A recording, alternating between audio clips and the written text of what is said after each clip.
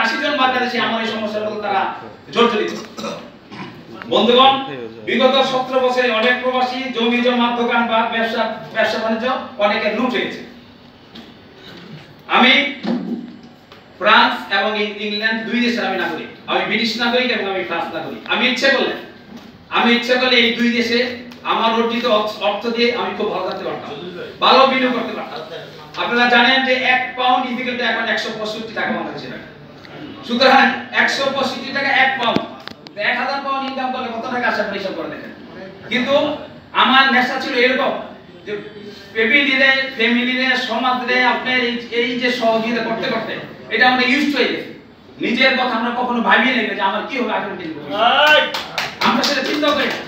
এবং আমাদের সাথে যে রাষ্ট্র এই পরিবার আমাদের সাথে বিক্রি করবে না, আমাদের চিন্তার বাইরে চলবে। আমি যা ইনকাম করেছি এই দেশে আমি ইনভেস্ট করেছি।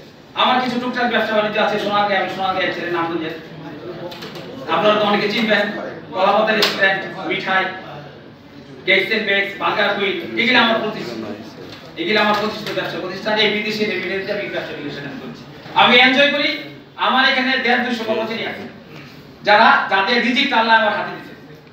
আমি সেটাকে আমি এনজয় করতেছি এবং সেটাকে আমি প্রাধান্য দিয়ে এই দেশে আমার ঘন ঘন আসা যাওয়া এবং এই দেশের সাথে এই দেশের মাটি মানুষের সাথে আমি থাকতে চাই।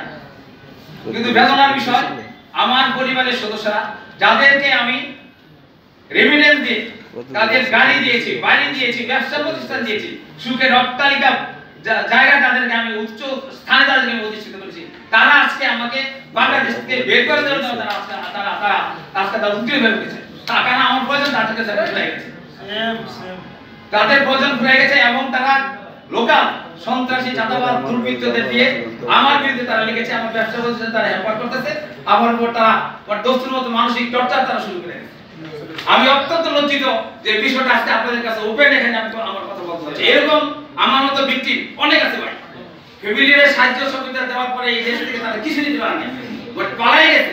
অর্থাৎ যাওয়ার সময় তারা কিচ্ছু নিতে পারেনি, পালাই গেছে এবং দেশ সম্পর্কে তাদের বিরুদ্ধে একটা নেতিবাচক ধারণা হয়ে গেছে।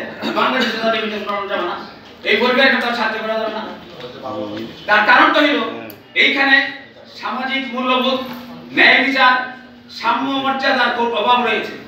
এই তথাকথিত আওয়ামী ফ্যাসিস্ট সরকার 17টা বছর এই দেশের উপর ফেরাউন নমরুদের মতো যে আচরণ করেছে, এই দেশের যে সম্পদ তারা লুণ্ঠন করেছে, সমাজ ব্যবস্থাকে নষ্ট করে দিয়েছে, বিচার ব্যবস্থাকে ধ্বংস করে দিয়েছে। আমরা কোনো বিচার পাইনি, যেই জন্য বিচারহীনতার সংস্কৃতি আজকে এই দেশে প্রবলভাবে শক্তিশালী তার গড়ে উঠেছে। যে জন্য আজকে আমাদেরকে এই প্রবাসী এই মঞ্চে দাঁড়িয়ে আমার পরিবারের মানে খারাপ দিকের কথা আমাকে উপস্থাপন করতে হচ্ছে, বলতে হচ্ছে। আমি বিএনপি করে বলে আমার বিভিন্ন পত্রিকা বিভিন্ন সময় আমার বিরুদ্ধে তারা রিপোর্ট করেছে।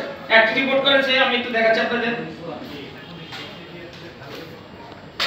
যে প্রবাসী এক বিএনপি নেতা গোয়েন্দা নজরদারিতে। আমি আপনাদের দিচ্ছি, একটু সময় দিচ্ছি। এই যে নিউজটা আসছে, এই দেখেন আপনার সামনে এটা করতে পারেন। সোনারগাঁয়ের এক প্রবাসী বিএনপি নেতা গোয়েন্দা নজরদারিতে। অর্থাৎ আমি বিএনপি করে বলে আমার বিরুদ্ধে এনএসআই, জিডিএফআই থেকে শুরু করে এমন কোন সংস্থা নাই যে আমাকে তারা ডিস্টার্ব না করছে। অর্থাৎ আমি বিদেশ থেকে এসে বাংলাদেশে এই হাসিনা বিরোধী যত সংগ্রাম, যত আন্দোলন হয়েছে, প্রত্যেকটা সংগ্রাম আন্দোলনে আমি অংশগ্রহণ করেছি।